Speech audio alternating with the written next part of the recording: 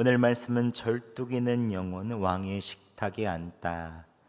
절뚝이는 영혼 왕의 식탁에 앉다라는 말씀으로 말씀 전하도록 하겠습니다.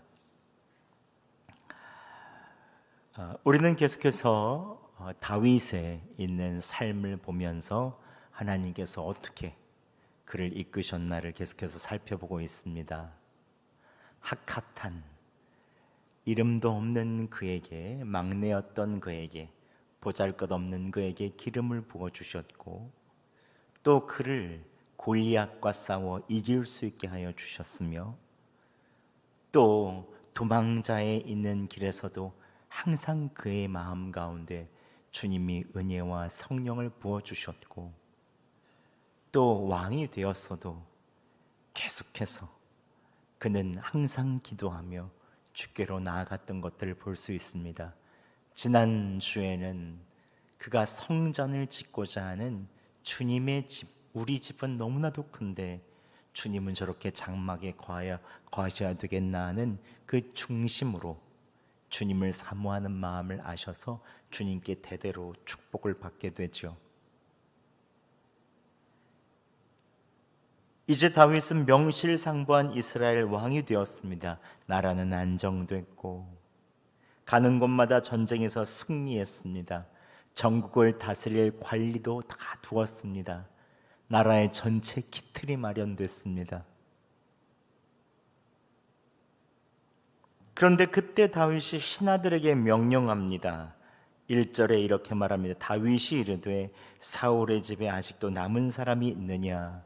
내가 요나단으로 말미암아 그 사람에게 은총을 베풀리라 라고 말합니다.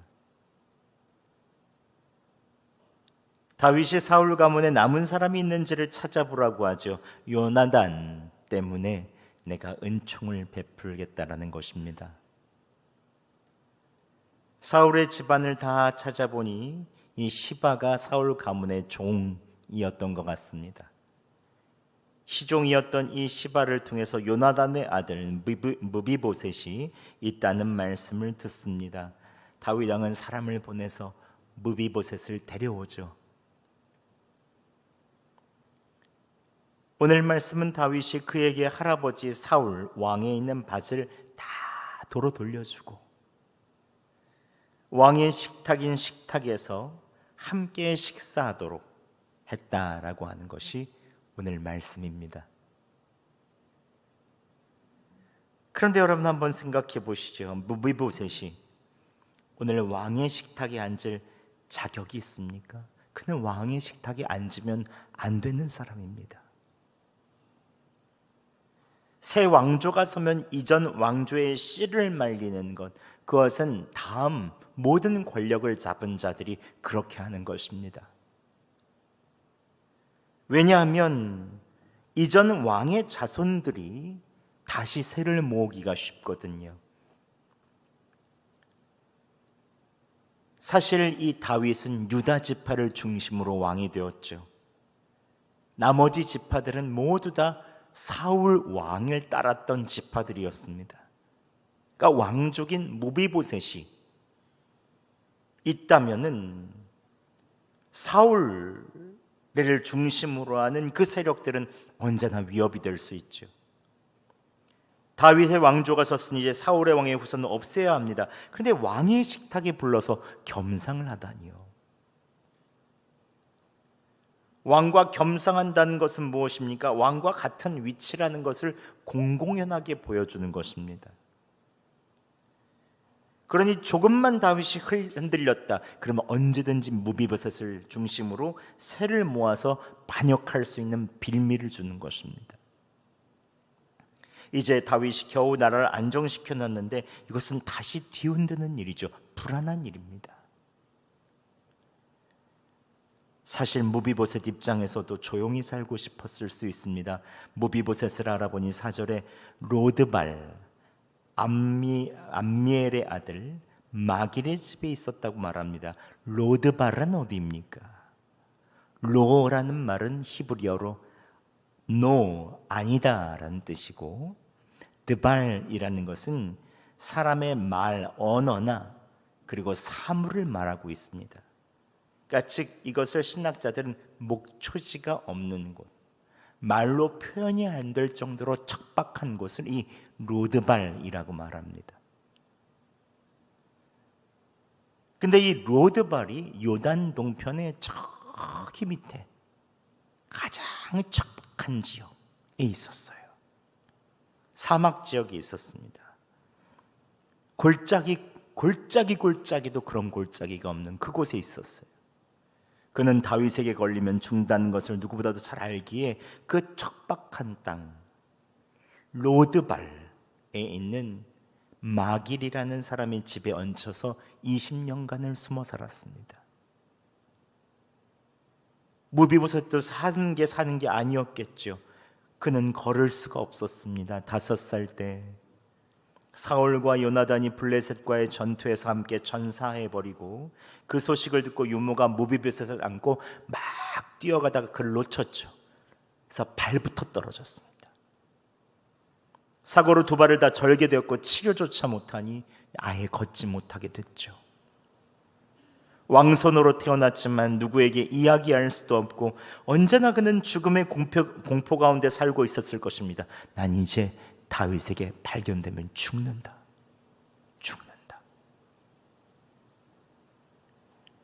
그런데 어느 날 무비보셋이 로드발에서 조용히 숨어 지낼 때 왕궁에서 사람들이 찾아옵니다. 왕께서 너를 부르신다. 무비보셋은 심장이 멎는 줄 알았을 것입니다. 이제 올 것이 없구나. 난 죽었다. 그는 걸을 수도 없는 몸으로 왕궁까지 실려갑니다. 이제 난 끝이다. 이제 내가 어떻게 해야 될까? 그냥 하염없이 눈물만 나왔을 것입니다. 요단 동편에서 요단 서편의 예루살렘까지 가는 길이 굉장히 길거든요. 그 길을 지나면서 엎드려서 살려달라고 애원해야 될지 구차한 목숨을 그냥 사느니 죽어버릴지 수많은 생각이 지나갔을 것입니다. 그가 왕 앞에 엎드리는 순간 벌벌 떨면서 무엇이라고 말합니까? 8절에 이렇게 말합니다. 이 종이 무엇이기에 왕께서 죽은 개 같은 나를 돌아보시나이까? 죽은 개. 그는 자신을 죽은 개에 비유하며 이미 나는 죽은 저기 쓸데없는 그냥 들판에 있다가 그냥 죽어버린 개보다도 못합니다.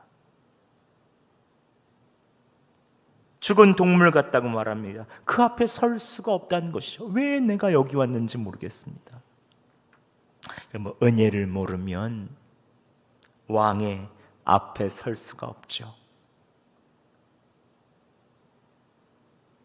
오늘 그럼에도 불구하고 하나님께서 다윗이 은혜를 베풀어 무비보셋이 왕의 식탁에 같이 앉게 하십니다. 자신을 죽일 수 있는 원수의 손주며 그토록 자신을 고통스럽게 했던 이 사울의 자손일지라도 그에게 은혜를 베풀어 예루살렘에 오게 하고 함께 식사하기로 합니다. 함께 7절과 8절 말씀 저희가 함께 봉독하겠습니다. 시작. 다윗이 그에게 이르되 무서워하지 말라. 내가 반드시 내 아버지 요나단으로 말미암아 내게 은총을 베풀리라. 내가 내 할아버지 사울의 모든 밭을 다 내게 도로 주겠고 또 너는 항상 내 상에서 떡을 먹을지니라 하니 그가 절하되어 이르되 이 종이 무엇이기에 왕이 죽은 개 같은 나를 돌아보시나이까 하니라. 아멘. 이것은 정치 논리로는 절대로 해석이 되지 않는 일입니다. 정치 논리로는 다윗은 무비보셋을 반드시 제거해야 됩니다. 그러나 그는 그를 해코지하지 않죠. 오히려 그를 찾아 예루살렘으로 불러오게 하고 사울의 모든 밭을 다 돌려줍니다. 왕의 밭이 얼마나 컸겠습니까? 그러나 그 모든 밭을 다 돌려줍니다. 그리고 그에게 은총을 베풉니다. 내가 반드시 내 아버지 요나단으로 말미암아 내게 은총을 베풀리라. 그때부터 무비보셋은 왕자 중 하나처럼 왕의 상에서 식사를 하게 되죠. 그렇다면 어떻게 다윗은 무비보셋을 식탁에 앉힐 수 있었습니까? 먼저 첫 번째는 은혜로 그를 찾게 하나님께서 다윗이 먼저 은혜로 그를 찾게 하십니다. 무비보셋은 다윗을 피해 숨고 또 숨었습니다. 내가 있다는 것이 알려주면 죽는다고 생각해서 더 밖으로 더 깊이 들어가서 숨었죠. 하지만 하나님께서는 먼저 은혜로 그를 찾게 하십니다. 내가 그 요나단에게 죽을 뻔한 나에게 베풀었던 그 은혜를 생각하니 내가 은혜를 베풀어야 되겠다. 은혜 받은 자로서 사울의 집에 남은 자가 있느냐 묻고 찾을 때까지 먼저 은혜로 그를 찾습니다. 어떻게 또한 무비보셋을 식탁에 앉힐 수 있었습니까? 하나님께서는 다윗과 요나단과의 언약을 근거로 은혜를 베풀게 하십니다. 다윗은 계속해서 강조해서 무비보셋에게 은총을 베푼 이유를 정확히 이야기합니다. 1절에 보면 내가 요나단으로 말미암아 그 사람에게 은총을 베풀리라. 7절에 다윗은 무비보셋을 보면서 무서워하지 말라, 내가 반드시 내 아버지 요나단으로 말미암아 내게 은총을 베풀리라라고 말합니다. 다윗이 무비보셋에게 은총을 베푼 이유는 요나단과 맺은 언약 때문이라고 말합니다. 그럼 어떤 언약을 맺은 것입니까? 함께 사무엘상 20장 15절에서 17절까지 좀 길지만 함께 봉독하겠습니다. 시작. 여호와께서 너 다윗의 대적들을 지면에서 다 끌어버리신 때에도 너는 내 인자함을 내 집에서 영원히 끊어버리지 말라 하고, 이에 요나단이 다윗의 집과 언약하기를 여호와께서 다윗의 대적들을 치실지어다 하니라. 다윗에 대한 요나단의 사랑이 그를 다시 맹세하게 하였으니 이는 자기 생명을 사랑함같이 그를 사랑함이었더라. 아멘. 요나단은 생전에 다윗을 생명과 같이 사랑했습니다. 그가 왕으로 오를 것을 알면서도 그를 놓아주고 그를 축복했습니다. 그의 대적들은 다 물러갈지어다라고까지 이야기합니다. 그리고 너의 인자함을 내 집안에서 끊어버리지 말라 약속해 줘, 이렇게 말합니다. 사울의 가문에 인자함을 베풀어 달라고 언약하죠. 다윗은 거기에 언약했습니다. 그때는 누가 힘 있는 자였습니까? 요나단이 힘 있는 자였죠. 그러나 다윗을 끝까지 사랑으로 보호하고 그를 도망치게 해주죠. 다윗이 무비보셋에게 은혜를 베푼 것은 무비보셋이 잘나거나 예뻐서가 아닙니다. 이 일로 말미암아 나라 안에 큰 분란이 있을 수도 있습니다. 유다 지파를 제외한 다른 지파들이 무비보셋을 중심으로 뭉칠 수도 있죠. 하지만 하나님께서는 다윗이 요나단과에 있어서의 사랑의 언약을 기억하며 그것을 지키게 하시는 것입니다. 무비보셋의 자격이 있어서, 무비보셋의 수준이 있어서 그런 것이 아니라 서로에 관해 언약이 바로 그를 살린 것입니다. 마지막으로 하나님께서는 다윗이 그를 아들처럼 대하게 하십니다. 다윗은 무비보셋에게 사울의 모든 땅을 다 돌려줄 뿐만 아니라 항상 다윗 왕과 함께 식탁에서 식사하자고 청합니다. 이것을 11절에 무엇이라고 말합니까? 11절 하반절에 이렇게 말합니다. 무비보셋은 왕자 중 하나처럼 왕의 상에서 먹으니라. 무비보셋은 왕자처럼 항상 왕의 식탁에서 먹게 됐습니다. 그냥 왕족의 자유를 보장하는 사면 정도가 아닙니다. 신분을 완전히 회복하는 것입니다. 고대에서 왕과 식탁을 겸상하는 것은 최측근 가족, 신뢰받는 왕자들만 같이 먹었습니다. 근데 죽은 개라고 자칭하는 절뚝발이 사울의 손자가 날마다 왕의 상에서 왕자들처럼 같이 먹는다? 하루 이틀만 있는 것도 아닙니다. 항상 같이 하라. 항상. 지속되는 특권이죠. 영원히 있는 특권입니다. 7절에 너는 항상 내 상에서 떡을 먹을지니라. 항상 그렇습니다. 항상. 무비보셋은 원수의 손자에 절뚝거리는 장애인, 뭐가 하나 볼 것이 없습니다. 하지만 하나님께서는 그 다윗이 그를 왕자로, 아들처럼 대하게 하시는 것입니다. 하나님께서는 자격 없는 자, 죄인의 후손으로 몰락한 자, 숨어서 지내는 자를 왕궁으로 불러내어 왕의 식탁에 앉게 하고 아들로 삼죠. 이것을 한 단어로 말하면 어떻게 말할 수 있겠습니까? 이것을 은혜라고 말하죠. 은혜다.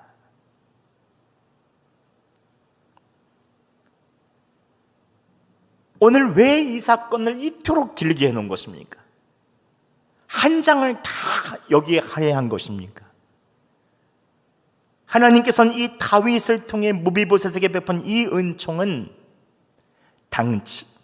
장차 다윗의 가문으로 왕의 왕으로 오실 예수 그리스도를 보여주기에 여기에 한 장을 다 할애하는 것이죠. 우리는 모두 다 무비보셋 같은 사람들이었습니다. 아담의 타락 이후 우리는 모두 다 죄로 인해 몰락한 가문의 후손이죠. 절뚝거리며 로드발로 하나님을 피해서 계속해서 유리방황하는 자들이었습니다. 우리 스스로는 하나님의 식탁에 나갈 자격이 없죠. 지금도 연약해서 조금만 나의 아픈 부분이나 여러 가지 힘들게 하면 시험 들었다, 또다시 안으로 숨기 쉬운 사람들입니다.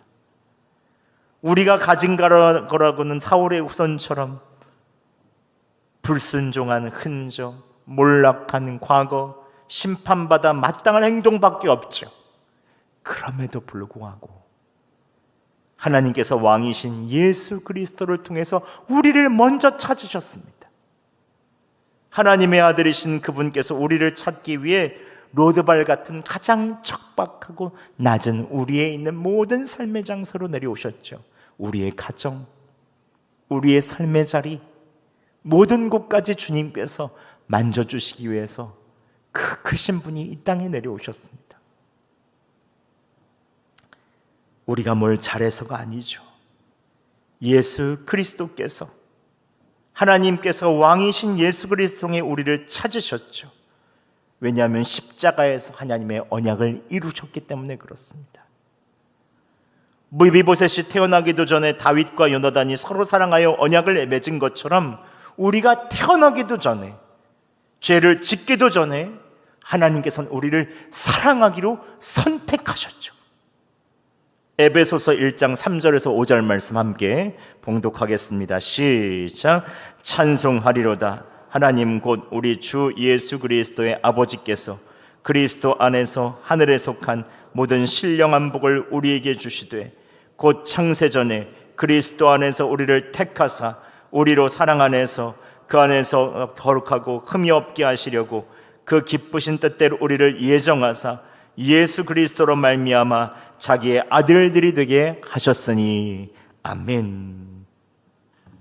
예수님께서는 우리가 예수님과 함께 왕의 식탁에 앉을 수 있도록 죽은 게보다도 못한 가장 고통스러운 자리 십자가로 내려가서 우리를 왕의 자리로 올려주시죠. 우리가 받아야 될 모든 인류의 저주를 다 받으시고 우리를 왕의 식탁으로 주님께서 올려주셨습니다. 오늘도 우리가 이 자리에 나와 예배할 수 있는 이는 우리를 먼저 사랑하시고 우리를 위해 가장 낮은 자리로 내려오시고 우리를 항상 찾으시는 예수 그리스도 덕분이죠. 하나님께서 죽은 게보다 못한 우리를 여전히 삶의 일들로 절뚝이며 좀만 있으면 주님 앞에서 다른 곳으로 숨어 들어가는 우리들을 바라보시면서 오늘도 왕의 식탁으로 불러 예배하게 하시는 것입니다. 그래서 우리가 오늘 이 자리에 나왔죠. 여러분, 예배란 무엇입니까? 예배란 은혜의 식탁입니다. 예수님께서 제자들과 마지막에 만찬을 베푸시죠. 나를 먹으라, 나를 마시라. 이것은 나의 피요, 언약의 피요, 난 이것은 나의 살이다. 주님께서는 그 은혜의 식탁에서 무비버섯처럼 공로 없고 자격도 없는 우리들을 불러주셨고 주님의 사람들로, 하나님의 아들로 삼아 주셨습니다. 예배하는 사람들은 그 한없는 은혜를 감사하며 누리죠. 말씀을 통해 왕의 식탁에서 하늘 양식을 먹고, 기도를 통해 주님과 대화하며 찬양하며 주님을 높여드리는 것이 얼마나 큰 특권인 줄 알고 예배의 자리로 계속해서 삶에서나 함께 모이는 자리로, 예배의 자리로 갑니다. 그러나 예배하지 않는 사람은 그 은혜를 모르죠. 이것이 얼마나 소중하고 놀라운 예수 그리스도의 그 핏값을 치른 자리인지 잘 모르죠. 주님의 말씀을 먹고 주님과 대화하는 그 비밀을 알기 위해서 주님께서는 이 자리에 우리의 은혜로 불러주신 것입니다. 여러분, 우리가 그러면 해야 할 것은 무엇입니까? 우리가 은혜 받은 자로서 매 순간 은혜의 식탁 앞으로 나아가기만 하면 됩니다. 거기에서 무비보셋이 절뚝이는 그 다리로 그대로 왕 앞으로 나아갔던 것처럼 우리의 연약함, 우리의 모습 그대로 주님 앞으로 나아가기만 하면 됩니다. 예배의 자리를 더 사모하시기 바랍니다. 더 기도하시기 바랍니다. 예배하시기 바랍니다. 숨이 있을 때, 우리 안에 있어서 있는 호흡이 있을 때 더 주님께 나아가는 것, 이게 우리가 해야 되는 일이죠. 새벽 기도에도 내가 연약하지만 일어나 새벽을 깨우리라. 오늘 예배 때는 내가 더 간절히 나아가리라. 간절한 마음으로 나아가리라. 감사의 찬송을 부르고 열정적으로 다시 한번 주님을 바라보는 것, 이게 바로 우리가 해야 되는 일이죠. 오늘 말씀 제목은 절뚝이는 영혼 왕의 식탁에 앉다입니다. 이 자리가 절뚝이며 걷지 못하는 우리 영혼을 주님께서 다 불러주신 그 은혜의 잔치 자리죠. 여러분, 오늘 그 모습 그대로 나와서 왕의 자녀의 특권을 누리면서 매일마다 예배의 자리에서 힘있게 나아가시기 바랍니다. 또 우리 함께 모일 때는 함께 모일 때의 자리로 나아가지만, 또 흩어질 때는 어떻게 하면 내가 주님을 기쁘시게 해드릴까라고 하면 삶의 예배를 드리는 것, 이것이 바로 우리가 해야 되는 일입니다. 여러분에 있는 모든 장소가 예배 하나님의 왕의 식탁이 되기를 예수 그리스도의 이름으로 축원합니다.